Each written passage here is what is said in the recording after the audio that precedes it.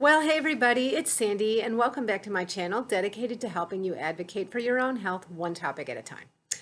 So for those of you who are tuning in recently, it's been all things pandemic and masks, and I said I might kind of put my toe in the water and expand out a little bit for, to integrate some other topics. And one thing that I've been interested in for years is inflammation, and I think that could be like a several video series like over the year, where I'll sprinkle them in, and each one is a specific topic. Like today, I want to talk about turmeric, which is an anti-inflammatory herb, but there are any number of other supplements, dietary choices, lifestyles, whatever. So I'll look forward to hearing your comments and see what kind of interest I get in this. But I will insert my normal disclaimer, which is that I'm not giving any individual medical advice on this channel, and nothing that I say should be deemed as a substitute for any advice of your own practitioner, but rather just something that will help you to have an intelligent conversation if this is something that you want to integrate into your own healthcare regimen. So alternative, I don't like the word alternative. That's why I use the word integrative. Alternative kind of means like instead of, and I'm not willing to go there. But I am very interested in all things integrative. So where do I look for some of the things that I use? Because I am going to recommend a product. And by the way, no affiliate link, and I'll explain that in a minute. I'm just going to recommend a product and leave you a link so that you can find it. But I look all over the place. So just like with the masks, I'm very picky about what I'll buy and what I'll try. Now, you don't see a whole lot of study on these. You're not going to find like, large scale, double blind, placebo controlled prospective studies because, these things are not regulated by the FDA and they're not even patentable. So there's just not that kind of a profit motive, and you're not going to see like what large drug companies can do.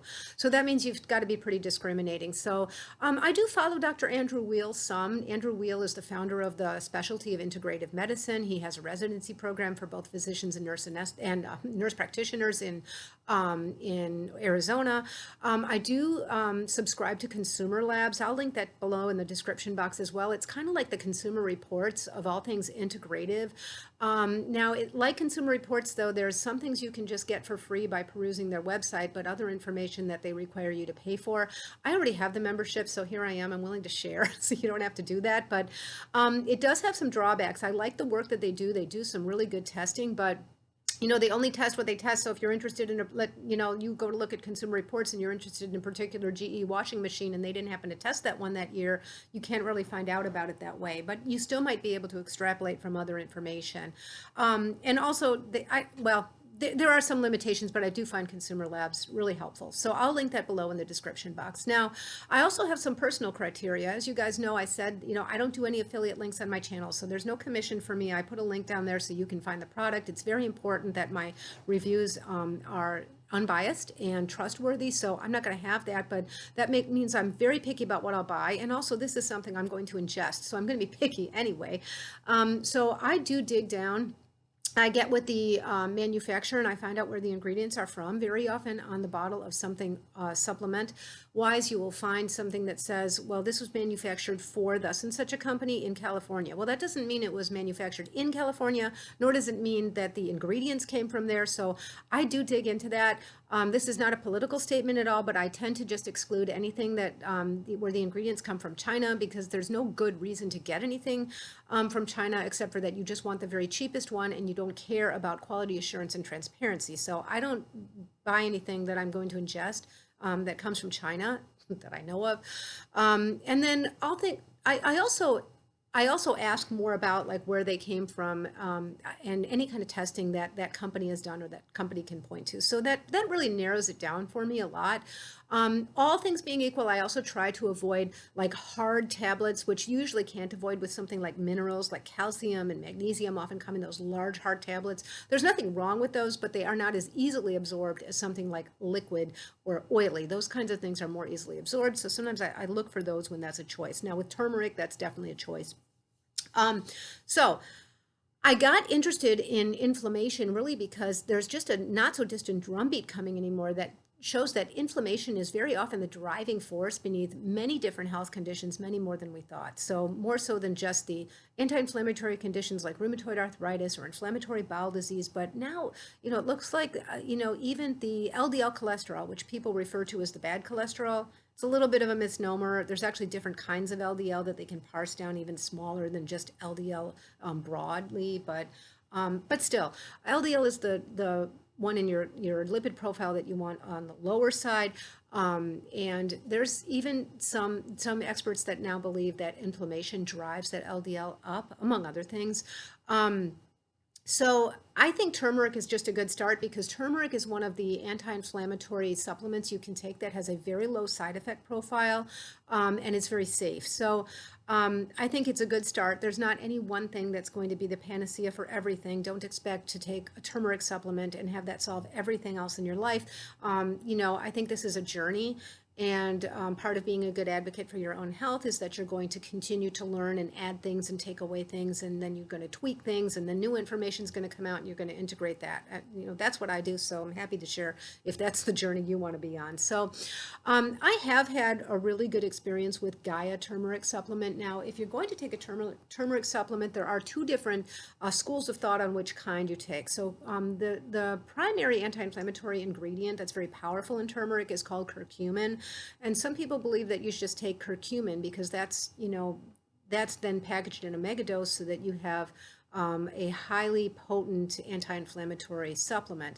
Other people say, well, that's true, except for there might be other things in the food that we haven't identified, named, packaged yet that actually help in the absorption and enhance the effect of the curcumin. I think those are both a little bit right. And after a few months of using this, I think I'm going to try one of the better curcumin supplements, and I'll do a review on that as well whenever I do it. Another thing that you want to look at with turmeric or curcumin is if you do the curcumin only, it should be standardized to 95% curcuminoid. Okay, and it would say that on the supplement fact label. It also is very poorly absorbed. Turmeric and curcumin both are very poorly absorbed, so they need to be combined with something to enhance the absorption. That's usually piperine, which is a black pepper extract. Greatly enhances the absorption. You will taste that a little bit, and some people get a little bit of an upset stomach from it. I don't, and I have a pretty sensitive stomach. It doesn't bother me at all. But it is really important to take turmeric and curcumin supplements on a full stomach with a meal. Particularly if that meal can incorporate some fat, okay, so like fish, avocado, peanut butter, something like that will greatly enhance the absorption of the turmeric or the curcumin, which is already, pretty poorly absorbed unless you give it that kind of help. Now, it will also, the piperine in here not only enhances the absorption of the turmeric, but if you're taking any other medications, it might also enhance the absorption of those medications. So that's a conversation you'd want to have with your individual practitioner, because depending on what medication you're on, you might want to be watching that or checking labs or something if you are going to introduce the turmeric as well. But again, it has a very low side effect profile. It's a very safe anti-inflammatory, so I thought this was like a really good place to start. I was using a curcumin supplement for a while before this, and I didn't really get much benefit, if at all, out of it. And that's when I decided I was really going to drill down and figure this out, because I was using Solgar, which I still think is a very good brand, but lo and behold, it didn't have any ingredient in it like the piperine or otherwise to enhance the absorption. And I've learned now that that is really important. So I am going to link this particular supplement down below. You can get it on Amazon, or if you do Amazon Subscribe and Save, it's all shipped and sold by Amazon. By the way, I also don't buy any supplements on Amazon unless they are shipped and sold by Amazon. I don't do a third party, for example, for something I'm going to ingest. That's maybe just me. But I think that's a good practice.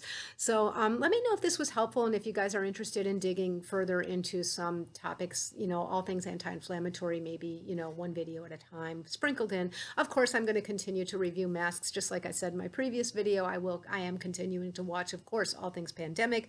I hope you found this helpful, and I hope that you'll share with anybody you think might find it helpful. If you haven't subscribed, I hope you'll consider doing so. And until next time, be well. Bye-bye.